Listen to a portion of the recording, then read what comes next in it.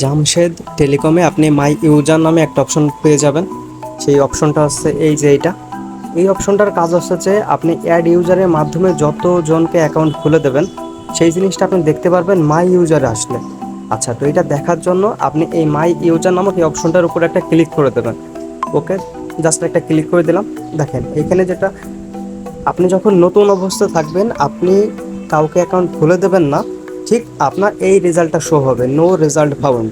কিন্তু যখন আপনি 3, 4, 5টা অ্যাকাউন্ট খুলে দেবেন সেই জিনিসটা আপনি এখানে দেখতে পারবেন যে কাকে অ্যাকাউন্ট খুলে দিয়েছেন, তার ইউজার নেমটা কি, তার মোবাইল নাম্বারটা কি, তার মেন ব্যালেন্সে কত টাকা আছে, তার ড্রাইভ ব্যালেন্সে কত টাকা আছে।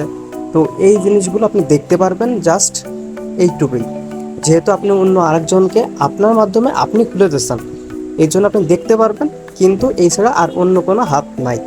আচ্ছা, তো এটাই হচ্ছে মূল বিষয়বস্তু আপনার মাই ইউজার অপশনটার। তো আশা করি আমি আপনাকে বোঝাইতে পারছি।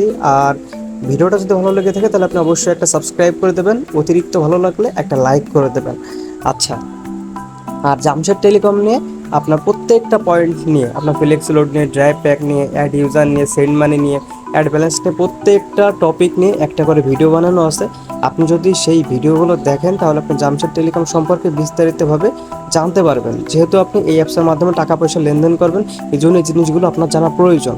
তাহলে দেরি না করে আপনি ওই ভিডিওগুলো দেখুন। আর একটা বিষয় সেটা হচ্ছে যে আপনার যদি এখন পর্যন্ত জামশেদ টেলিকমের অ্যাকাউন্ট না থেকে থাকে তাহলে পাশে দেওয়া মোবাইল নম্বরে যোগাযোগ করে আমার কাছ থেকে একটা অ্যাকাউন্ট নিয়ে শুরু করে দিন আপনার নিজের ব্যবসা।